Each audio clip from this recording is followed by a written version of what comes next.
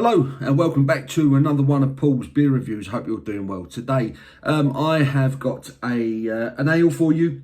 It's from Timothy Taylor, one of the biggest breweries in the UK, and it's their Timothy Taylor's Landlord Dark, coming in at 4.1% ABV. I reviewed Timothy Taylor's Landlord ages ago. Can't remember when I did it, long time ago. It's one of the classic British ales. It's kind of like a flag bearer for Timothy Taylor.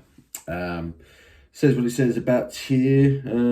Where are we at? Landlord Dark. Landlord Dark originates from the multi-award winning Landlord Pale Ale, but brewed with caramelised sugars to give a rich yet light and drinkable dark ale. This perfectly balanced mellow beer has body and depth. It has a fruity, toasted aroma with hints of chocolate, citrus, roasted malts on the tongue, a darker shade of pale. Taylor's taste is achieved by using the finest natural ingredients, expertly combined with our unique Taylor's Taste yeast and Knowles Spring water. It has got Golden Promise malts in it.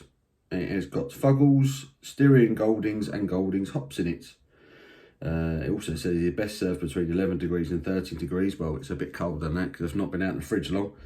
But yeah, brewed by Timothy Taylor's in Keighley.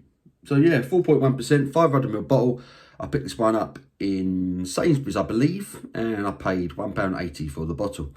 So let's get this out of its bottle. There is the Timothy Taylor bottle cap. And yeah, like I say, Timothy Taylor Landlord is a classic. You don't get it much in the pubs around my neck of the woods, but if you go up north, you find it quite a bit.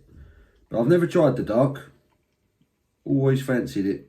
And say it recently became available in my local Sainsbury's. Oh, I don't think I'm going to get all of that in there at this stage. Leave that there for now. Look at that. That looks glorious. I did just clean this glass. Now that is a lovely looking dark ale, and that solid one finger, so almost coffee coloured head is not going anywhere. That is a tightly compact, slightly frothy looking head on it. Bit of red bleeding through the bottom of it. I've got the light shining on me, so I can probably see it a lot better than you can. But yeah, getting a little bit closer, you can see it's not completely jet black. Bit of red bleeding through that. Lovely dark brown colour. Let's get this snout in. Oh, yes, lovely. Lovely dark roasted malt aroma to it.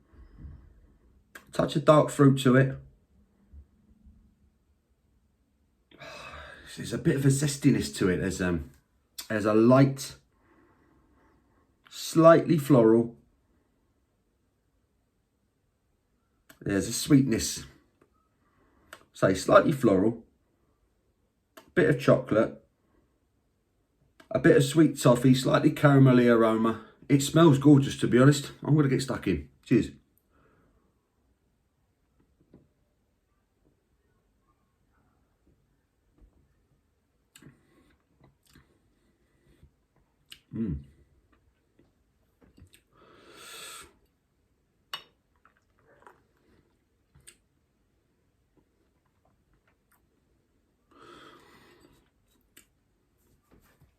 That's quite nice. That's quite nice on first taste. Light in body. Well carbonated. Wasn't expecting the amount of carbonation that I'm getting on this.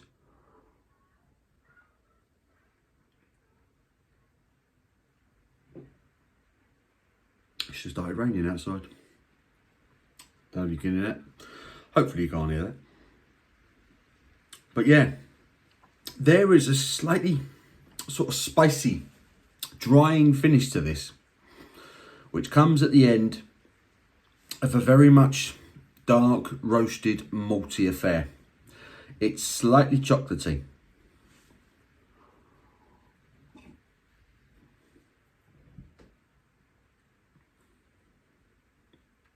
There's a touch of toffee on arrival.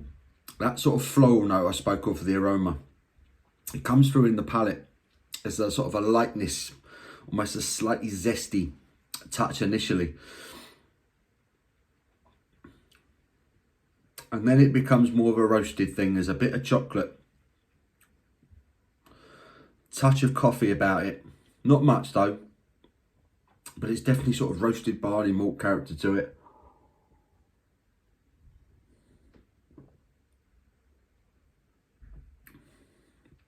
It's well conditioned. The body to it's decent, clings to the palate. But it's easy going. It's not doing anything particularly spectacular. It's nicely balanced. It's very drinkable. At 4.1%, it's always going to be. But I tell you what, excuse me, I would love to have a go on this one on cask. I think this on cask would give it a whole new dimension compared to this bottled version. And what I'm going to do is I think I'm going to get another bottle and leave it out of the fridge for a little bit longer. Let it open up a bit, because I feel like maybe there's more to come from this.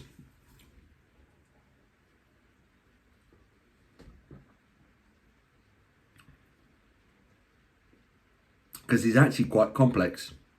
I'm trying to grip the glass, trying to warm it up as quick as I can. But there's a lovely dryness, slightly roasted malt character at the back end, almost peppery. It's got a nice finish to it, which really complements that kind of soft, malty, slightly sweet flavour that precedes it. It's a good beer. It's a really good beer. For £1.80, that's a really nice beer. I feel like the aroma's opening up a little bit now that the beer's warmed up slightly. There's a bit more sweetness coming through. Almost a touch of vanilla. This is one of those beers that changes. It develops as it's in the glass. It develops as you work your way down it. I haven't had one like this for a while. I think most of the beers I've been drinking recently, after a few mouthfuls, you kind of know what you're dealing with. This is one of those beers that's developing. It's trying to catch me out.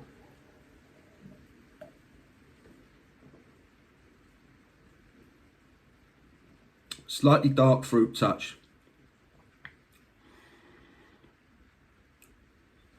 Touch of berries, touch of fig. And then there's that roasted malt touch, a little bit of chocolate, bit of coffee. Slightly bitter finish to it now. It's complex, it's doing all sorts of different things. The mouthfeel all the while is lovely. And there's a nice bit of carbonation which really helps throw those flavours around. This is a complex ale. For a 4.1, it's doing a lot, which is quite impressive.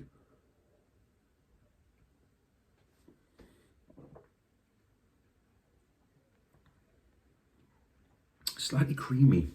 Again, not in body so much. It's not really clinging, but when you first taste it, it's smooth. Kind of glides down. Smooth drinking, but with a decent bit of carbonation as well, which really helps throw around that slight bitter roasted malt character, sort of mid-palate. Like I say, slightly drying finish. Not as sweet as I thought it might be. Up front, it's slightly zesty, slightly floral.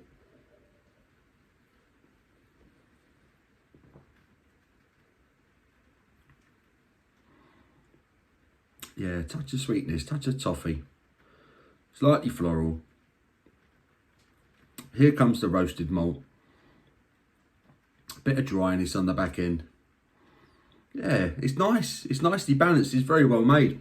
I'm going to let the rest of that sit and develop. I don't want to go on for too long. But yeah, Timothy Taylor have created another lovely beer there. That's really good. Timothy Taylor's Landlord Dark, 4.1%, available in Sainsbury's. Yeah, 4.1. I've enjoyed that. That's my first go on it. It's complex. It's drinkable. It's rather satisfying.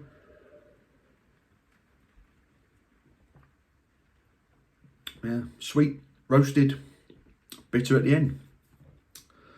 It does a good job. Hoppy, malty, it's good. I like that enough to give it a solid 7 out of 10. Timothy Taylor's Landlord Dark, 7 out of 10 for me. Leave your comments below, let me know what you think of this one. I'm sure most of you would have had it. Give it a thumbs up, I do appreciate it. Until my next one, you take care.